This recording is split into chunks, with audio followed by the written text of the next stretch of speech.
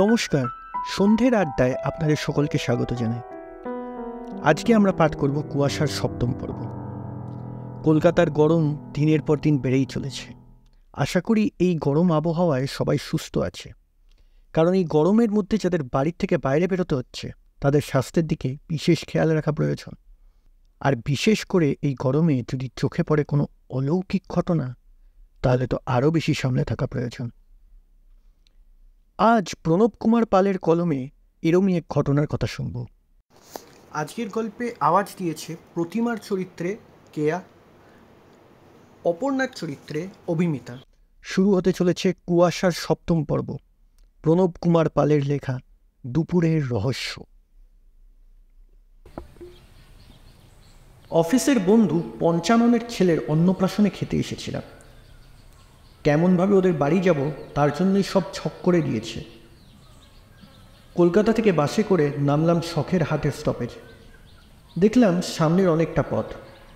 একজনকে জিজ্ঞেস করতে বললেন, এই সোজা পথে মাইলখানেক গেলে তবে পৌঁছানো যাবে। মেঠো পথ ধরে চললাম পঞ্চাননের বাড়ি। আসার সময় প্রতিমা ওয়াটার বোতলটা সঙ্গে দিয়েছিল জোর করে। বলল, যা গরম, পথে যদি পিপাসা পায়। তাছাড়া তোমার আবার ঘন্টায় ঘন্টায় জল খাওয়ার অভ্যেস। এখন দেখছি ওয়াটার বোতলটা না আনলে ভুল করতাম। সত্যিই বেশ গরম এখানে। হাঁটছি তো হাঁটছি, দুধারে ফাঁকা মাঠ। জল না থাকায় ঘাসগুলো শুকিয়ে গেছে, কোথাও এতটুকু সবুজের চিহ্ন নেই। রাস্তাটাও বেশ তেতে আছে। রাস্তার পাশে মাঝে মাঝে খেজুর গাছ দেখছি, নির্জন নিস্তব্ধ হয়ে দাঁড়িয়ে আছে। একটু দূরে একটা বট গাছ। চলতে লাগলাম, কিন্তু গাটা যেন কেমন শিরশির করে উঠল। চারিদিকে ফাঁকা, রাস্তায় আমি ছাড়া আর কাউকে পেলাম না। সবে বটগাছটা ছাড়িয়ে একটু এগিয়েছি, শুনতে পেলাম, একটু জল, একটু জল, বড় তেষ্টা পেয়েছে, বুকের ছাতি পেটে যাচ্ছে। হঠাৎ এই কথাগুলো কানে আসতে বিশ্বাস করতে পারলাম না যে এই ফাঁকা জায়গায়ও কেউ থাকতে পারে, অথচ কাউকে দেখতে পাচ্ছি না সেমন।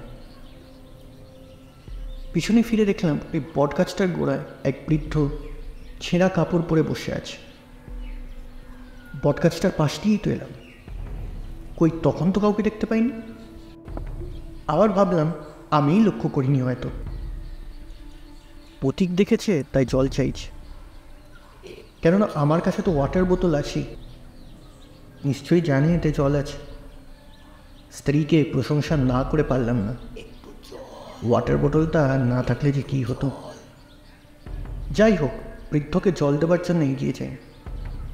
ভাবলাম তবু তো একজনকে পাওয়া গেল, এতক্ষণ তো একলাই হাঁটছিলাম। কিন্তু বৃদ্ধের দিকে যতই এগোই মনে হচ্ছে বটগাছটা সমান দূরত্বে আছে, বৃদ্ধটাও। কি ব্যাপার হলো তাহলে? কি ভুল দেখছি না ভুল শুনছি? এই ভেবে চোখ কান ভালো করে রোগড়েনি।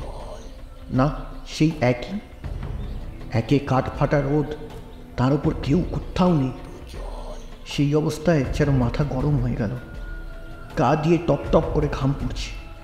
নিজেকে ধাতস্থ করে আবার এগোই, কিন্তু সেই কানে আবার কথাটা আসছে। ওয়াটার বোতলের ছিপি খুলে এগোই, কিন্তু একই অবস্থা।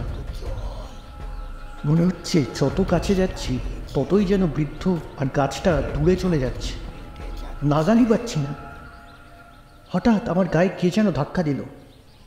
আমি থতমত খেয়ে চেঁচাতে যাব, এমন সময় পাঁচু বলল, এই অজয়দা, কখন থেকে ডাকছি, আপনি শুনতে পাননি? আমি বললাম ফিরে যাচ্ছেন হয়তো। ফিরে যাচ্ছি কই? ওই তো। আর বলতে পারলাম না। ভয় আর চোখে একবার তাকিয়েছিলাম বৃদ্ধের দিকে, কিন্তু দেখতে পাইনি। কোনো চিন্তা না করে পাঁচুর সঙ্গে ওদের বাড়িতে আসি। আমাকে দেখে তো পঞ্চানন দৌড়ে কাছে এলো, বলল, এ কি ব্যাপার বলতো, এত দেরি করে এলি? তোর জন্য অপর্ণার কি চিন্তা? অপর্ণা বলল, জানেন, আপনি আসছেন না দেখে বড্ড খারাপ লাগছিল। নিন নিন, হাত পাগুলো ধুয়ে নিন। আমরা আপনার জন্যই বসে আছি, একসঙ্গে খাবো। আমি বললাম, একটু দেরি হয়ে গেল ভাই, ছুটির দিন তো, বাস টাস কম থাকে তাই। খাওয়ার পরে আমরা গল্প করছি, এমন সময় বন্ধু বলল, একটা কথা বলবো? কি বল না। তুই কখন বাস থেকে নেমেছিস বলতো? কেন? তা 12টা হবে। তা কি বলতে চাইছিস বল। যখন তুই আসছিলিস একটা বট গাছটা গেছিস। হ্যাঁ, ওর পাশ দিয়েই তো এলাম। তোর কাছে কেউ জল চাইনি? হ্যাঁ, কিন্তু কি ব্যাপার বলতো? কি যেন একজন জল জল করছিল। আমি দেখলাম একটা বৃদ্ধ, কিন্তু জল দিতে গেলে। ঠিক আছে, আর বলতে হবে না। যা শুনলাম তাতে তাজ্জব বনে গেলাম। বটগাছটার পাশে এক চৌধুরী পাড়ি করবে বলে ভিত খুঁড়ছিল। তা প্রায় 1.5 মানুষ ভিত খোঁড়া হয়েছিল। হঠাৎ এক বৃদ্ধ ওই ভিতে পড়ে যায়। ওখানে তখন কেউ ছিল না, দুপুরবেলা। অনেক চেঁচিয়েছিল জল জল করে। কেউ বলে শুনেছিলাম, তবে কোথা থেকে কথাটা ভেসে আসছে তা কেউ বলতে পারিনি। বৃদ্ধটা মারা যায়। বট গাছের ডাল ভাঙতে যায় ছাগলকে খাওয়াবে বলে হরিপদ নামের পাড়ার এক ছেলে, সেই দেখেছিল প্রথমে। তারপর ভিত থেকে তুলে আমরাই সৎকার করি।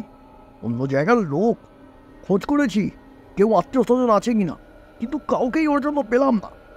অনেকে বট গাছের কাছে অজ্ঞান হয়ে শুনেছি, তাই 12টার সময় আমরা পার্কে ওই পথ দিয়ে যাই না। খুব দরকার হলে দল বেঁধে যাই। তোর ভাগ্যটা ভালো, ঠিক সময় পা চুকিয়ে পড়েছিল, তা না হলে কী যে হতো। বন্ধুর মুখে কথাগুলো শুনে তাজ্জব বনে গেলাম। সত্যি ভৌতিক ব্যাপার। যতবার বন্ধুর বাড়ি গিয়েছি, 12টার পরে বা আগে গিয়েছি, আর ভুল করিনি। শেষ হলো আজকের গল্প। গল্পটি কেমন লাগলো সেটা অবশ্যই লিখে জানাবেন। গল্পটি ভালো লাগলে লাইক করবেন, চ্যানেলে নতুন হলে সাবস্ক্রাইব করবেন। ধন্যবাদ।